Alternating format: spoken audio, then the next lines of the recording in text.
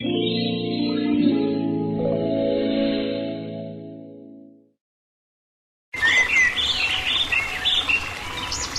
के लिए लड़का पसंद किया गया था। आज उसकी रोका सेरेमनी थी। पहले ऐसी कोई योजना नहीं थी कि हलवाई की जरूरत पड़ेगी, पर अचानक ही घर में हलवाई लगवाया गया।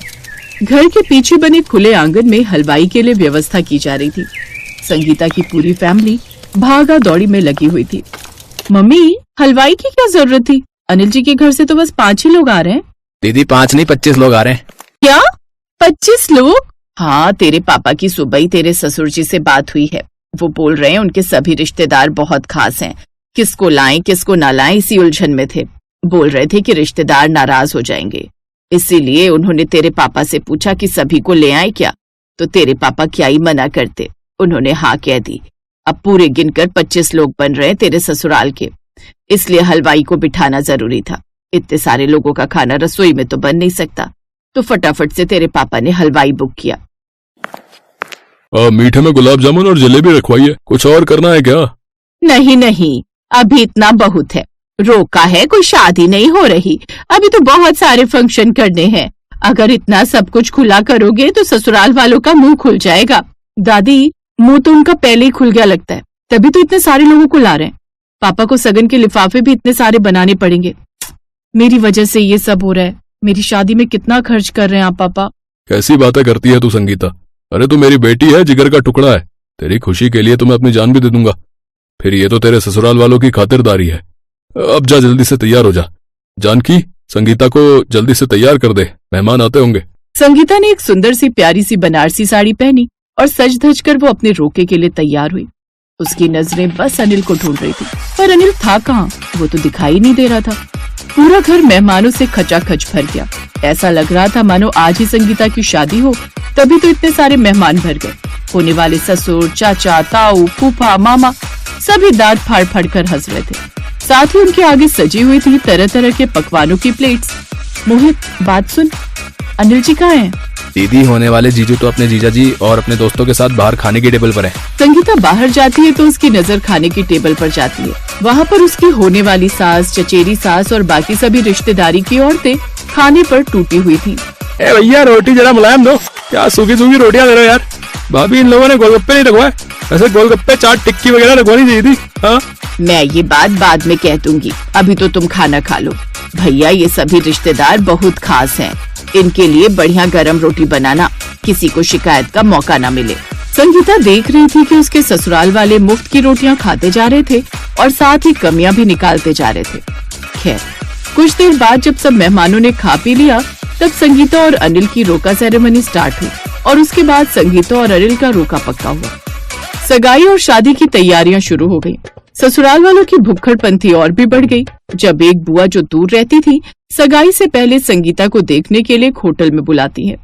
बहुत मन था ननद जी का तुम्हें देखने के लिए, रोके में आ नहीं पाई थी। अब सगाई और शादी में तुमसे आराम से मिल नहीं पाती, इसीलिए ननद जी का मन था पहले तुम्हें एक बार देख लें। बहुत प्यारी लग रही हो संगीता, जैसा सुना था बिल्कुल वैसी हो। अरे सुमन भाभी, वो तो बिल्कुल चांद का टुकड़ा है। वो तो है। बहन जी, चाय या कोल्ड ड्रिंक? अरे टेंशन क्यों लेते हो भाई साहब, अभी तो आए हैं, थोड़ी देर बात कर लें, उसके बाद खाते पीते हैं। सुनिए, सबके लिए पानी ले आइए। जा मोहित, तू भी पापा के साथ जा। अनिल जी नहीं आए?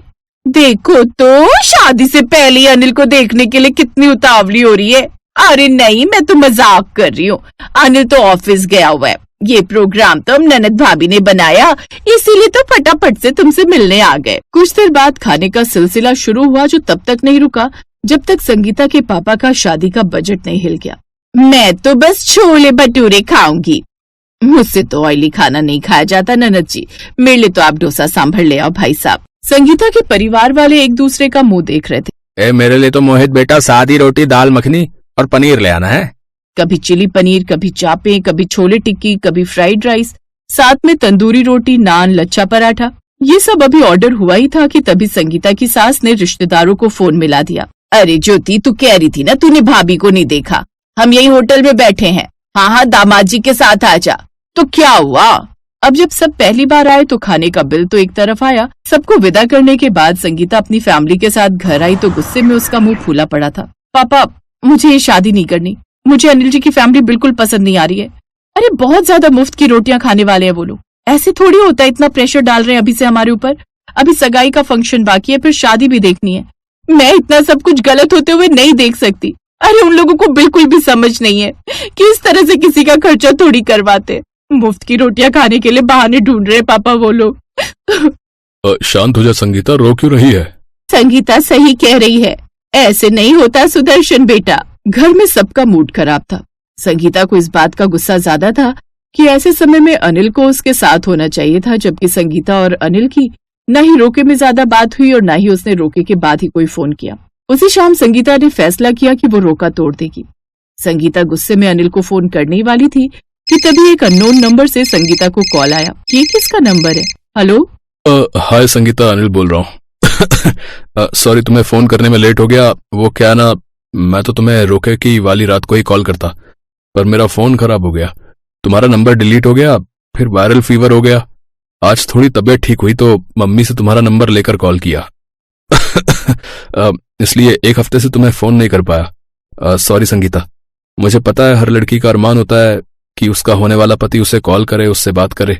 तुम भी शायद यही सोच रही होगी। मुझे खुद पर बहुत बुरा लग रहा है। अभी फोन ठीक करवा कर लाया तो मैंने सबसे पहले तुम्हें ही फोन मिलाया। मैं नहीं चाहता था कि पहली बार तुमसे बात करूं तो मम्मी या पापा किसी के फोन से हो। मेरा मन था कि मैं अपने पर्सनल फोन से तुम्हें कॉल करूं। अनिल की तबीयत सचमुच बहुत खराब थी। संगीता ने अपने गुस्से को थोड़ा शांत किया। अनिल जी, मुझे आपसे मिलना है, बहुत जरूरी बात करनी है। संगीता अनिल को एक रेस्टोरेंट में मिलती है और सारी बात कहती है। क्या तुम्हारे पापा ने शादी के लिए घर गिरवी रख दिया? नहीं, पर क्यों? अनिल जी, पहले ही रोके में इतना खर्चा हो गया, ऊपर से रेस्टोरेंट में भी बहुत सारे मेहमान आ गए, तभी हमारे 50,000 से ऊपर लग गए। सिर्फ एक रेस्टोरेंट में इतने पैसे लग गए तो पापा को लग रहा था कि शादी में और सगाई में बहुत लगेंगे, इसलिए उन्होंने घर गिरवी रख दिया ताकि मेरी शादी हो सके।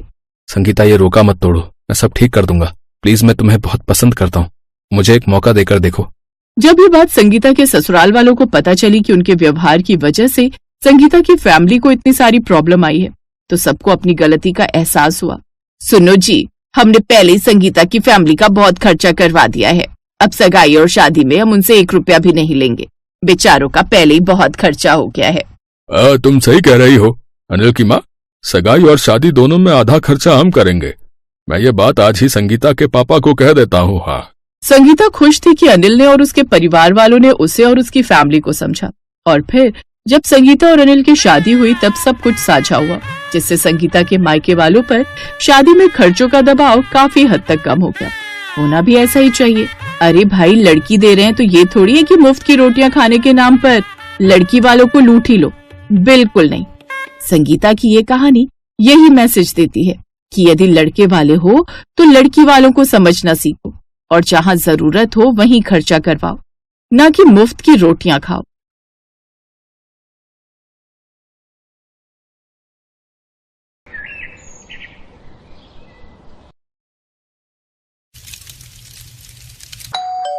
मैं जाकर देखता हूँ। अरे रुक, तू आराम से नाश्ता कर, बजाने दे घंटी कुछ देर, नहीं खोलेंगे तो चली जाएगी वापस। ओहो माँ, मेरा एक जरूरी पार्सल आने वाला है, जरूर वही आया होगा, मैं जाकर देखता हूँ। ये कहकर ऋषभ नाश्ते के बीच से उठा और घर का मेन गेट खोल दिया, पर सामने एक जाने पहचाने चेहरे को देखकर ऋषभ का मुंह उतर गया और बुझी आवाज में उसने अपनी माँ से कहा, माँ, सुनंदा ताई आई है। अरे अपनी माँ को बाद में बुलाना, पहले मुझे अंदर तो आने दे, चल परे को हट। ये कहकर सुनंदा ने ऋषभ को हल्के से धक्का दिया और उसे साइड में हटाकर खुद घर के अंदर आ धमकी। तब तक ऋषभ की माँ तारा भी रसोई से बाहर आ चुकी थी और फिर, अरे सुनंदा जी आज इतनी जल्दी? हाँ, अरे मैं तो और पहले ही आ रही थी, पर फिर सोचा कि आज इतवार है तो क्या जाने तुम लोग सो रहे होगे, बस यही सोच के रुक गई। आह, बड़ी मेहरबानी। वैसे आज क्या खत्म हो गया? अब थोड़ी सी चीनी चाहिए थी, अब ये लो कटोरी भर दो। आज यही सोच के उठी थी कि सबके लिए बढ़िया खीर बनाऊंगी, पर डिब्बा खोलकर देखा तो मरी चीनी का एक दाना भी ना निकला। अब राकेश और निधि भी कल देर से घर लौटे थे तो उन्हें जगाना ठीक ना लगा मुझे। लाओ। अब हाँ, वैसे खुशबू तो बड़ी बढ़िया आ रही है। आज क्या बना लिया नाश्ते में? कुछ खास नहीं, मेथी आलू की सब्जी और पराठे हैं। अरे अरे अरे, मेथी आलू की भुजिया तो मुझे बड़ी पसंद है। बस जरा सी लहसुन और अदरक का तड़का लगाओ सूखी लाल मिर्च के साथ। अब वैसी बनाई है ना? खाओगी क्या?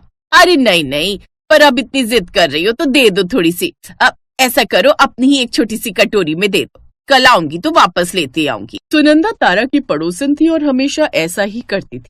हर सुबह उसका पहला काम होता था तारा के घर जाकर खाना मांगना, कभी कच्चा सामान तो कभी पका पकाया खाना। सुनंदा किसी न किसी बहाने से तारा से वो सब मांग ही लेती थी और उसकी इस आदत से तारा के साथ साथ अब उसका बेटा ऋषभ भी चिढ़ने लगा था। माँ, आप ना बहुत भोली हो, तभी तो वो औरत आपको हर रोज बेवकूफ बनाकर सब मांग ले जाती है। अरे एक बार सीधे शब्दों में मना कर दोगी तो फिर कभी उसकी हिम्मत नहीं होगी। अगर आपसे नहीं होता तो मुझे बोलो, मैं कल ही इस औरत के दिमाग ठिकाने पर लगाता हूँ। नहीं बेटा, पुराने पड़ोसी हैं और सच कहूं तो पहले सुनंदा जी ऐसी थी भी नहीं। तेरे बाबूजी बड़ा मानते थे उनके परिवार को, पर जब से महेश भैया गुजरे तब से थोड़ी बावली सी हो गई हैं। अब हो सकता है कुछ दिक्कत भी हो घर में। क्या दिक्कत होगी माँ? पति नहीं रहे तो क्या हुआ? उनका बेटा तो बढ़िया कमाता है, उल्टा उनकी तो बहू भी कमाती है। देखे नहीं उनके ठाठ? अभी पिछले महीने ही तो नई गाड़ी खरीदी है। और फिर सुनंदा ताई ने कभी खुद से कुछ कहा क्या आपको? नहीं, कोई परेशानी हो ऐसा तो कभी नहीं जताया, उल्टा हमेशा अपने बेटे बहू की तारीफ ही करती रहती हैं।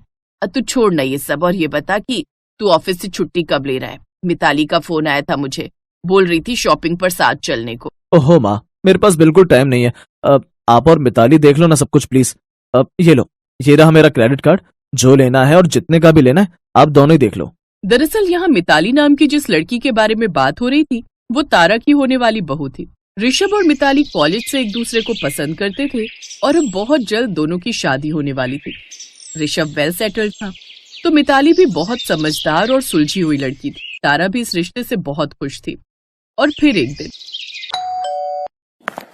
कैसी हो तारा? हो गई बहू के स्वागत की तैयारियां? हाँ जी, बस अब सब सही से हो जाए। वैसे तो ज्यादातर काम खुद मिताली ने ही संभाल रखे हैं, मेरे ऋषभ को तो अपने ऑफिस से ही फुर्सत नहीं। चलो बढ़िया है। अब वैसे मैं ये कह रही थी कि वो थोड़ा सा गुड़ होगा क्या तुम्हारे पास? हाँ है तो सही, पर थोड़ा पुराना हो गया है। अरे अरे रे रे, फिर तो तुम्हारे काम का ही नहीं रहा होगा। ऐसा करो फिर जितना है मुझे ही दे दो। हैं? पर आप क्या करोगी उससे? सुनंदा वैसे थी तो तारा की पड़ोसन, लेकिन तारा ने उसे हमेशा अपनी बड़ी बहन की तरह समझा था। लेकिन जिस तरह हर रोज खाना मांगने को लेकर सुनंदा की हिम्मत बढ़ती जा रही थी, उससे खुद तारा भी परेशान हो गई थी और अब तो उसके घर की सत्ता भी बदलने वाली थी। ऋषभ की शादी के बाद उसकी रसोई अब उसकी बहू मिताली के हाथों में थी। और आज क्या पकवा रही हो बहू से तारा? कढ़ी चावल बनाए ताई जी, आपके लिए लेकर आऊं? हाँ जरूर लेकर आओ, कढ़ी तो मुझे वैसे भी बहुत पसंद है। मिताली ने फौरन एक प्लेट में कढ़ी चावल लगाकर सुनंदा को दिए, जिन्हें सुनंदा ने कुछ ही मिनटों में खत्म कर दिया और फिर बड़े प्यार से बोली, वाह भाई वाह, मजा आ गया, बहुत ही बढ़िया कढ़ी बनाई बहू, जुग जुग जियो। अब ऐसा करो, इस कटोरी में थोड़ी सी कढ़ी मुझे दे भी दो। जी बस अभी लाई। मिताली के लिए ये पहली बार था, इसलिए उसे कुछ खटका नहीं। लेकिन फिर कुछ दिनों बाद, सुनो जी, ये सुनंदा ताई की क्या दिक्कत है? अरे कुछ नहीं, एक नंबर की लालची औरत है, हर रोज खाना मांगकर खाने की आदत हो गई है। माँ को तो उसने अपने झांसे में ले रखा है, पर तुम उसके चक्कर में मत पड़ना, साफ साफ मुंह पर मना कर देना। मिताली ने उस वक्त ऋषभ से कुछ नहीं कहा और चुपचाप रसोई में जाकर अपना काम करने लगी। और फिर अगले दिन, और भाई तारा कहाँ हो? वो माँ जी की तबीयत थोड़ी ठीक नहीं थी तो वो अपने कमरे में आराम कर रही हैं। जरूरी काम हो तो मैं बुला लाऊं उन्हें? अरे नहीं नहीं, मैं तो बस थोड़ा सा सरसों का तेल लेने आई थी। अच्छा चलो कोई नहीं, मैं बाद में आती हूँ। नहीं रुकिए, मैं लाती हूँ। इसके बाद मिताली ने सुनंदा की लाई हुई छोटी सी बोतल में सरसों का तेल भरकर उसे दे दिया, जिसे लेकर सुनंदा वापस अपने घर चली गई। और फिर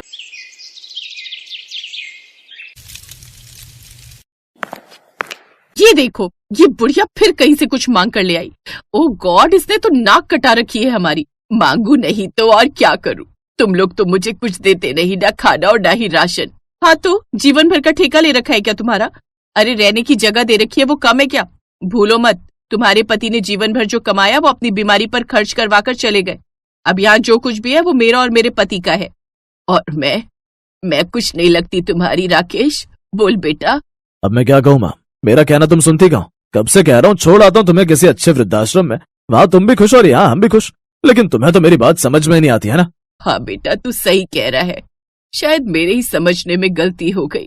मोहल्ले में तुम लोगों की इज्जत बनी रहे इसके लिए कभी किसी से कुछ नहीं कहा, लेकिन अब लगता है कि तू ही सही है।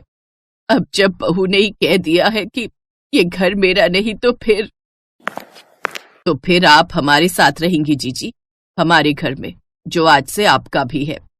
तारा, तुम?